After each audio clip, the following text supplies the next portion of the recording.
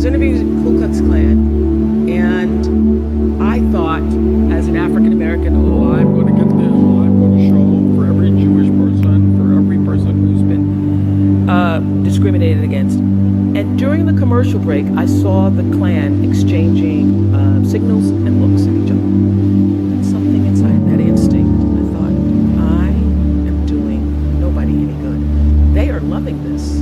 They are using me. I think I'm doing an interview. They are using me.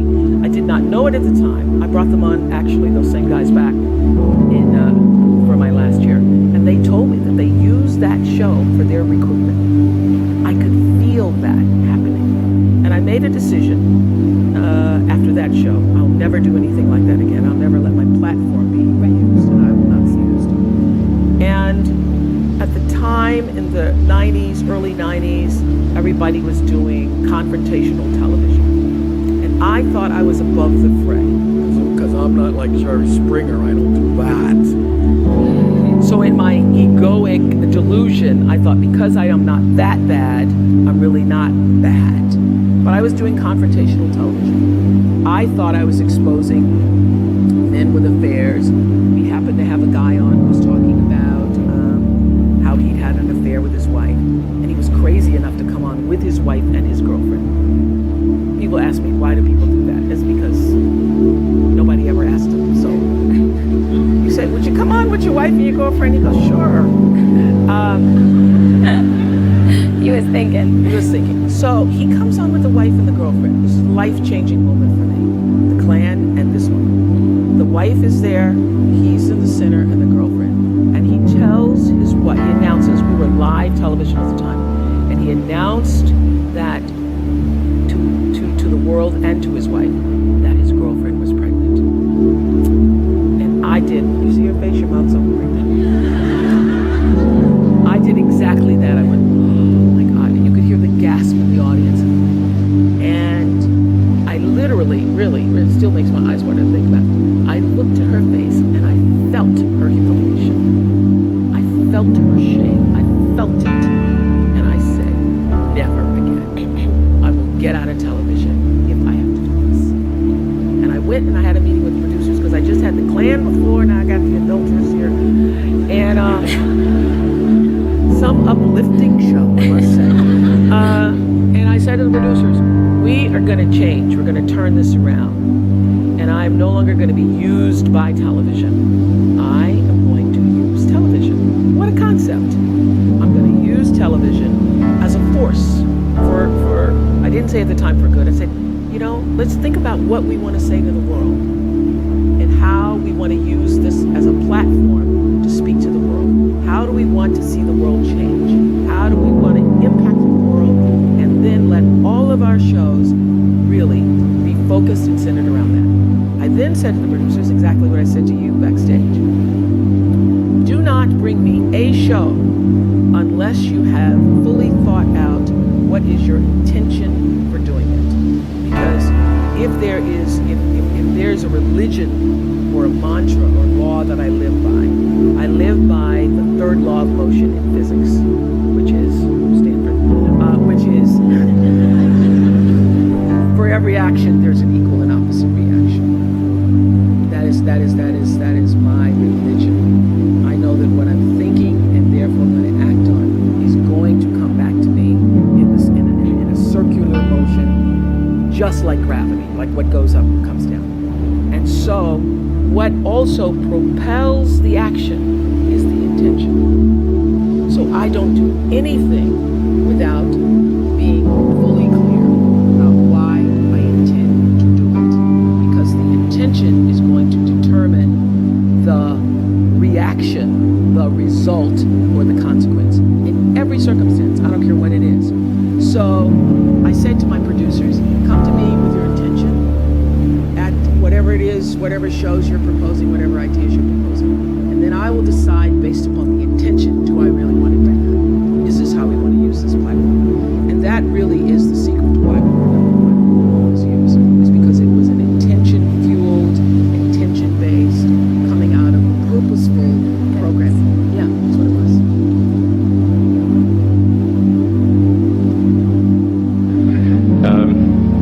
one friend made me sit down and watch a bunch of videos of rockets blowing up. Let me tell you, he wasn't far wrong. It was tough going there in the beginning because I'd never built anything physical. I mean, I built like little model rockets as a kid and that kind of thing, but I never had a company that built anything physical. So I had to kind of figure out how to do all these things and bring together the right team of people, and so we did all that and then failed 3 times. It was tough going. Because the thing about a rocket is that the passing grade is 100%, and you don't get to actually test the rocket in the real environment that it's going to be in. So I think the best analogy for rocket engineering is like if you want to create a really complicated bit of software, you can't run the software as an integrated whole, and you can't run it on the computer it's intended to run on. But the first time you put it all together and run it on that computer, it must run with no bugs. That's basically the essence of it. So we missed the mark there. The first launch, I was picking up bits of rocket near the launch site. It was a bit sad. But we learned with each successive flight, and we're able to, eventually with the 4th flight in 2008, reach orbit. And that was also with the last bit of money that we had. So thank goodness that happened. I think the saying is 4th time's the charm. I mean, it's worth noting, as I'm sure people are aware, that the Earth has been around for 4 billion years, and civilization, at least in terms of having writing, has been around for 10,000 years, and that's being generous. So it's really it's somewhat of a tenuous existence that civilization and consciousness, as we know it, has been on Earth. And I think I'm actually fairly optimistic about the future of Earth. So I don't want to sort of people to have the wrong impression that I think we're all about to die. One of the most important things for the preservation and extension of consciousness. The only consultants I've seen that I think are truly useful are the ones that help us sell our computers. But other than that, no, seriously, I don't think there's anything inherently evil in consulting. I think that without owning something over an extended period of time, like a few years, where one has a chance to take responsibility for one's recommendations, where one has to see one's recommendations through all action stages and accumulate scar tissue for the mistakes and pick oneself up off the ground and dust oneself off, one learns a fraction of what one can. What you're coming in and making recommendations and not owning the results, not owning the implementation, I think is a fraction of the value and a fraction of the opportunity to learn and get better. And so what you do get a broad cut at companies, but it's very thin. It's like a picture of it's like a picture of a banana. You might get a very accurate picture, but it's only 2-dimensional. And without the experience of actually doing it, you never get 3-dimensional. So you might have a lot of pictures on your walls. You can show it off to your friends. You can say, look, I've worked in bananas, I've worked in peaches, I've worked in grapes, but you never really taste it. Yes, I'm full. I'm so full, my cup runneth over. And to know that once your cup runneth over, you cannot spend your life with your gallon-size offerings, offering them to pint-sized people.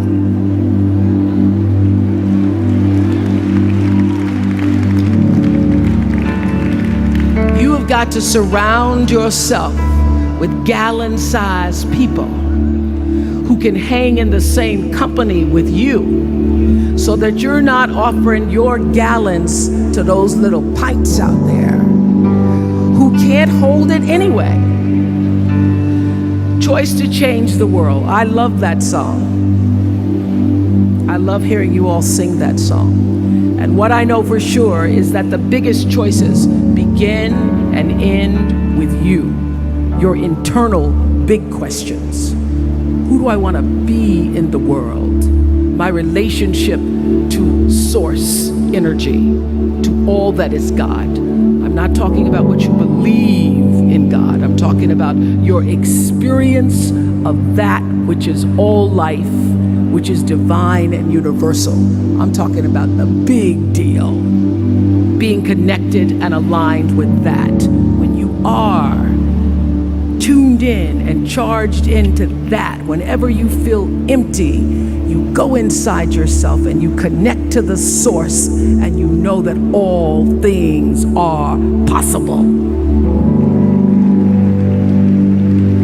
To know that, and to choose to do the right thing in service and significance. I promise you, you will create a vessel of service for yourself first, because you have to honor yourself first. You have to give to yourself first, otherwise you have nothing to give away. You will create a vessel for yourself, for your family, your community, and the world. And those three things will not only lead you to a blessed life. I stand as a witness. My life is so blessed, I can't even take it in sometimes. It will lead you not just to a gifted life and a rewarding life that fills you up, but a sweet life. That's what you want. You want the sweetness. You want it to be so sweet, so that even when the storms come, and they will, you'll know this too shall pass. This too shall pass. The storm is passing over, and you shall not be moved, because you know who you are. When you can do that, grace will follow you. Grace and glory. And when they see you coming, it ought to make them proud. They say it's the click of your heels. It's the bend of your hair.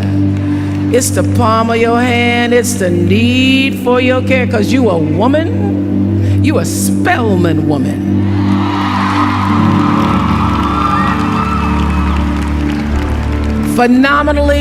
Phenomenal class of 2012. Thank you.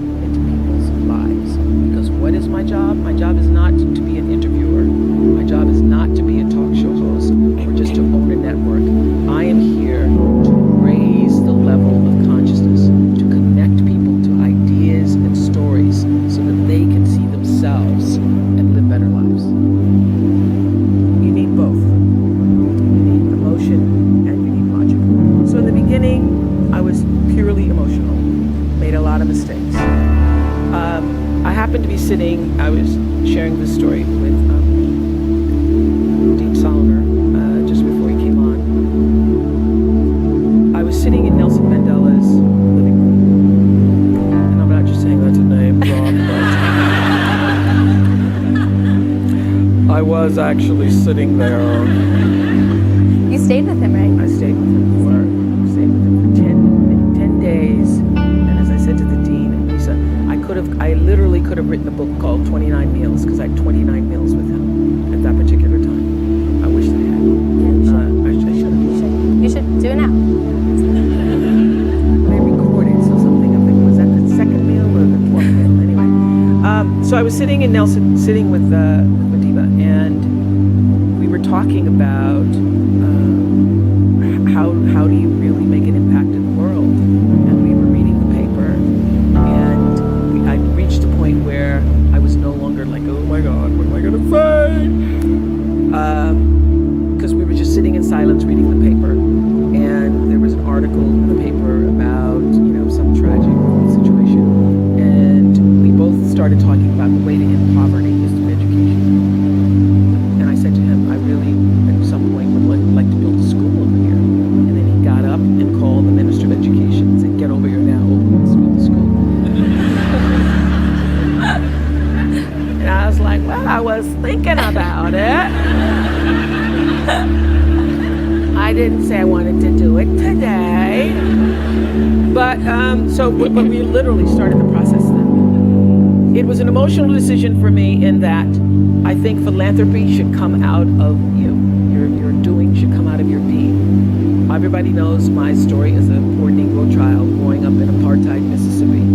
And if it were not for education and being born at the right time, because I was literally born in the year of desegregation, 5 years before, 3 years before, 2 years before, nobody would have even had the hope that my life could have been any different. So because I was born at that time and literally moved out of Mississippi by the time I was in my first classroom, I was in kindergarten, wrote my kindergarten teacher a letter, Snoo. I said, dear Snoo, I do not belong here because I know a lot of big words.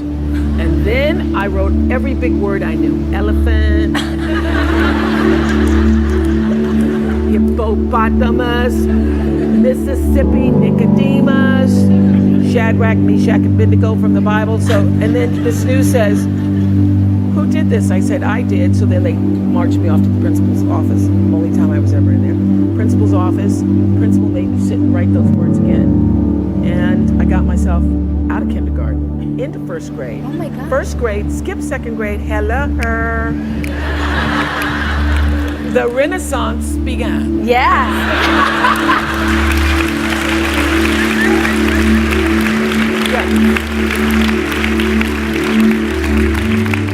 Yeah.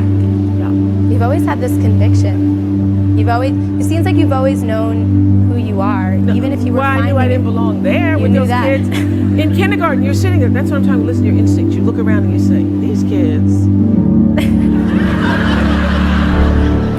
they are playing with some blocks. You're like, I don't do.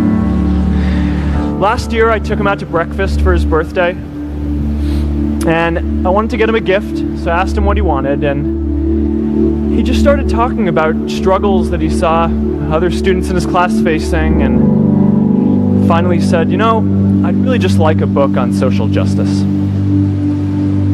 I was blown away. Here is a young guy who has every reason to be cynical. He wasn't sure if the country he calls home, the only one he's known, was going to deny him his dream of going to college. But he wasn't feeling sorry for himself. He wasn't even thinking of himself. He has a greater sense of purpose, and he's going to bring people along with him. I'm reminded of a prayer, Mishaberach, that I say whenever I face a big challenge, that I sing to my daughter, thinking of her future when I tuck her in at night. And it goes, may the source of strength, who's blessed the ones before us, help us find the courage to make our lives a blessing. I hope you find the courage to make your life a blessing.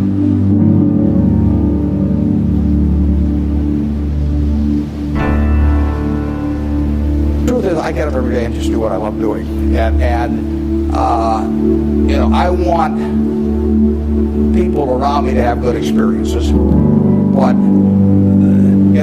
the truth is, I don't spend most of my time thinking about that. I mean, I spend most of my time thinking about what can I do to keep Berkshire going the way it has gone. But I will tell you how to apply that, and it works reasonably well, I think, at Berkshire, because we get this self-selection of people to join in. I mean, we have created a working environment where in 38 years nobody's left that runs it. So I do feel good about that, obviously. I feel good about the results of the investors and, the Hoffners and those people. I mean, Actually, I think a fellow may write a book about what's happened with all the money that all these different people have made in Berkshire. But I'll tell you the test on that.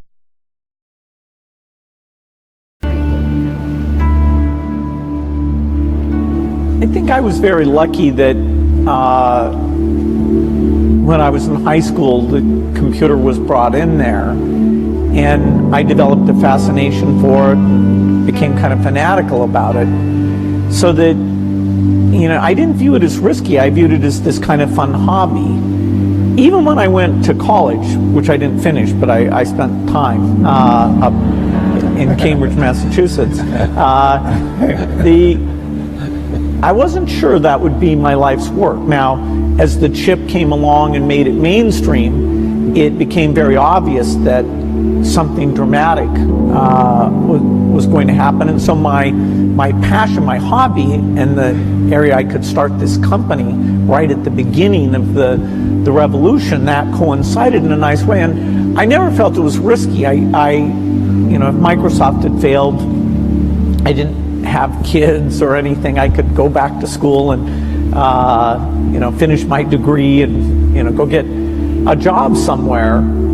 I was very risk averse in running the company.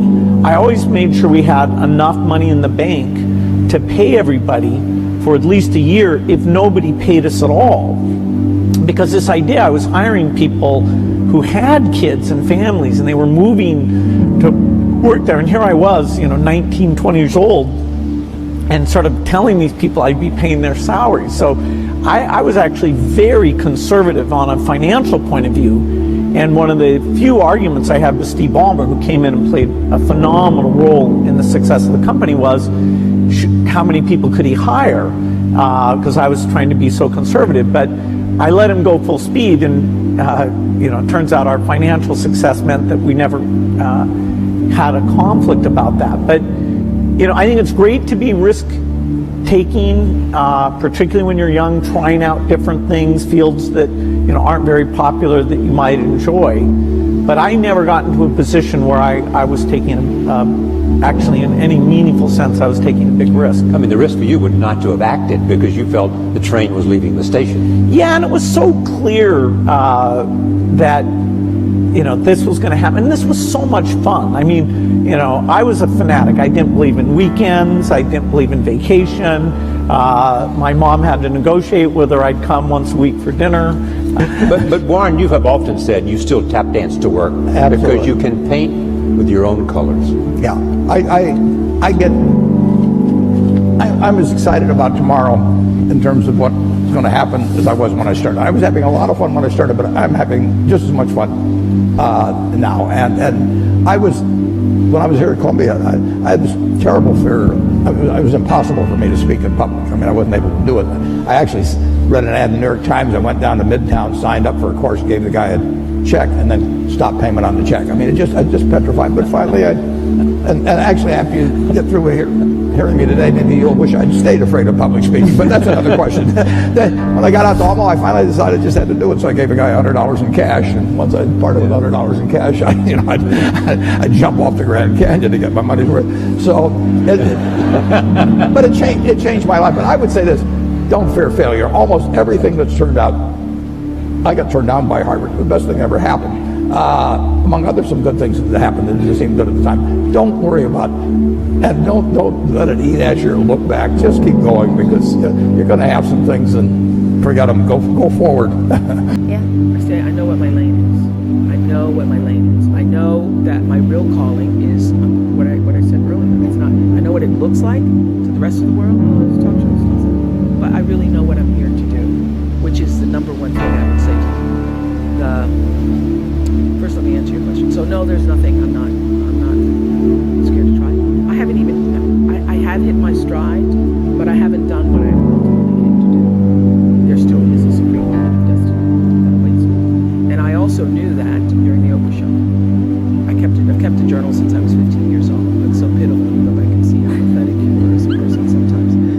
But I always knew, even during that show, that the show, we live in a fame culture. We live in a fame-centered world. You know, had this literally been during the Renaissance, people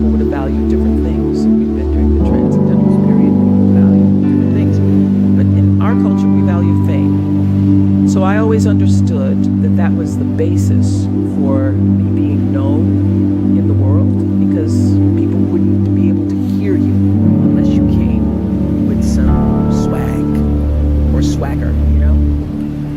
And I also understood that that was just the foundation to be heard, but that there was a lot more to be said.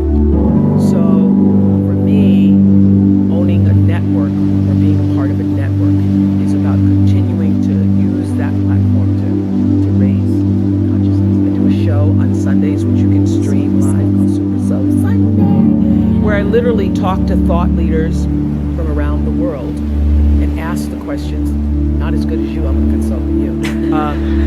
Ask the questions in life that really matter, to get people thinking about what really matters in their lives. And the responses that I get from people just regarding that show let me know that I'm on the right track, I'm moving in the right direction. And so I'm not afraid, because I know that all of us have a limited time here. But the real question is, who are you and what do you want to do with it? And how are you going to use who you are? My favorite line from Seed of the Soul is, when the personality comes to serve the energy of your soul, that is authentic empowerment. So, as graduates of this great school, to take what you've learned here, to take what is a part of your nature and what you've developed as skills and what really feeds your passion, to take that and to align that with the deeper potential and possibility of your soul's coming. You align your personality with what your soul came to give. Everybody has it. Align your personality with your purpose, and nobody can touch you. Wake up every day and you are fired up. You're like, oh my God, another day. It's so great. Because everybody has a purpose. So your whole thing is to figure out what that is. Your real job is to figure out why you're really here, and then get about the business of doing it. So the most important moments for me have been when literally I can see that somebody has made a shift in the way they see themselves in the world. Or, you know, what we call now an aha moment. Those, I live for that. I live for that. Those are my favorite interviews. You know, many times when I go out of the country, I am baffled by that question. To explain, what is your occupation? I've stood there for 10 minutes. Well, am I a talk show host? Well, I'm more than a talk show host. Am I a businesswoman? I'm a businesswoman. I'm more than a businesswoman. Am I an entrepreneur? I'm more than an entrepreneur. So I just leave it blank or self-employed. So I'm not asking for the roles that you play as daughters. I'm not asking that question. What are the roles that you play as a daughter, as a friend, as a sister? You're going to be a lawyer, you're going to teach, you're going to be a pharmacist. I'm asking the bigger question of who am I? Who am I really? My answer is I am God's child. I am that which is born of all that is. I am, as Pierre de Chardin said, a spiritual being having a human experience. Come trailing the breath of the ancestors yet, but trailing the breath of the angels. And understanding that because I am connected to the source of all that is possible for me. That's who I am. And what do I want? I don't want to just be successful in the world. I don't want to just make a mark or have a legacy. The answer to that question for me is I want to fulfill the highest, truest expression of myself as a human being. I want to fulfill the promise that the Creator dreamed when He dreamed the cells that made up me. What do I want? You must have some kind of vision for your life. even if you don't know the plan, you have to have a direction in which you choose to go. I never was the kind of woman who liked to get in a car and just go for a ride. I had a boyfriend who would say, let's just go for a ride. I want to know, where are we going? Do we have a destination? Is there a plan, or are we just riding? What I've learned is that's a great metaphor for life. You want to be in the driver's seat of your own life, because if you're not, life will drive you. Knowing who you really are in this space and time that we embody. That's number one. What do you want? Who are you? Number two, you must find a way to serve.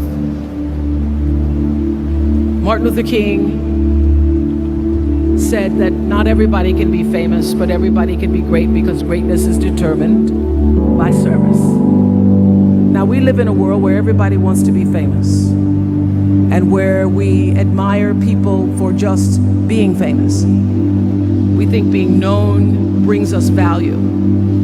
The truth is, all of that will fade in time. In 3 years, you won't be able to name the housewives of Atlanta.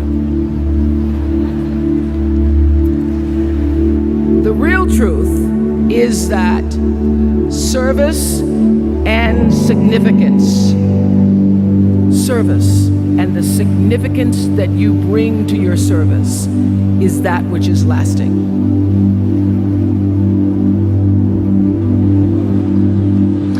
Change starts local. Even global change starts small with people like us. In our generation, the struggle of whether we connect more, whether we achieve our greatest opportunities, comes down to this: your ability to build communities and create a world where every single person has a sense of purpose. You are graduating into a world that needs purpose, and it's up to you to create it. Now, maybe you're asking yourself, can I really do this? Well, remember when I told you about that class I taught at the Boys and Girls Club? One day after class, I was talking to my students about going to college, and one of my top students raised his hand and said that he wasn't sure he could go to college because he's undocumented. He wasn't sure if they'd take him. Last year, I took him out to breakfast for his birthday, and I wanted to get him a gift, so I asked him what he wanted, and he just started talking about struggles that he saw other students in his class facing, and finally said, you know, I'd really just like a book on social justice. I was blown away. Here is a young guy who has every reason to be cynical. He wasn't sure if the country he calls home, the only one he's known, was going to deny him his dream of going to college. But he wasn't feeling sorry for himself. He wasn't even thinking of himself. He has a greater sense of purpose, and he's going to bring people along with him. I'm reminded of a prayer, despiration, that I say whenever I face a big challenge, that I sing to my daughter, thinking of her future when I tuck her in at night. And it goes, may the source of strength, who's blessed the ones before us, help us find the courage to make our lives a blessing. I hope you find the courage to make your life a blessing.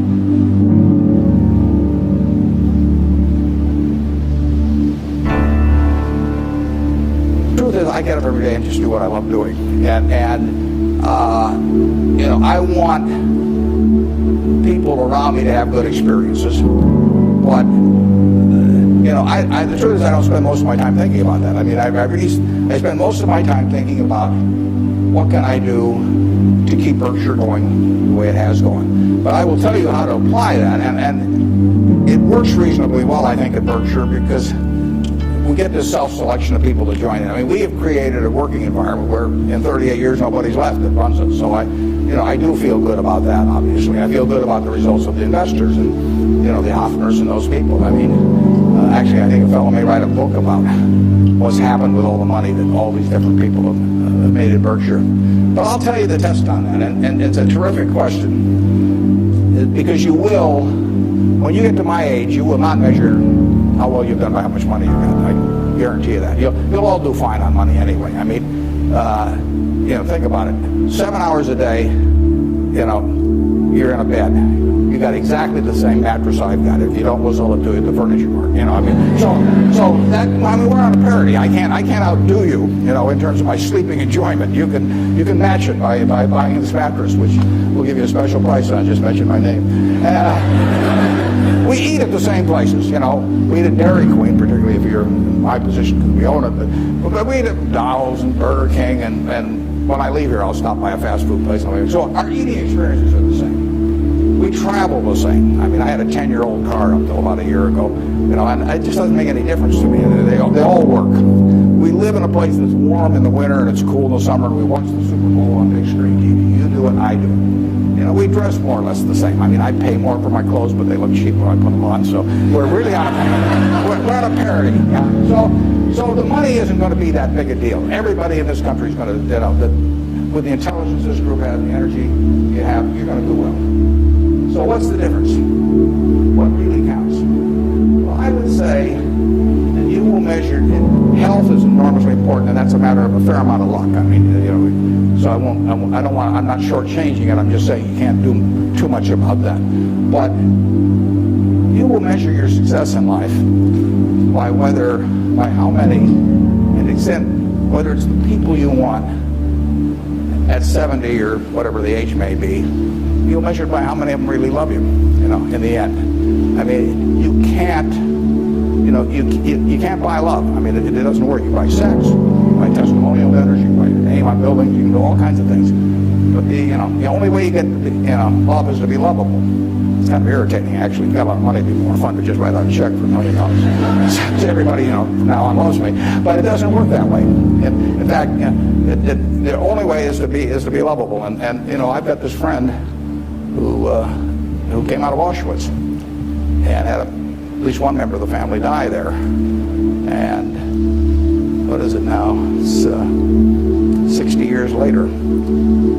She still, when she looks at people, it's a Polish Jew, when she looks at people, the question she asks herself in determining who she really trusts as friends, the one question in her mind is, would they hide me? Now, when you get to be 70, if you've got a lot of people who would hide you, you've had a successful life. I know people who have a tremendous amount of money, no one would hide them.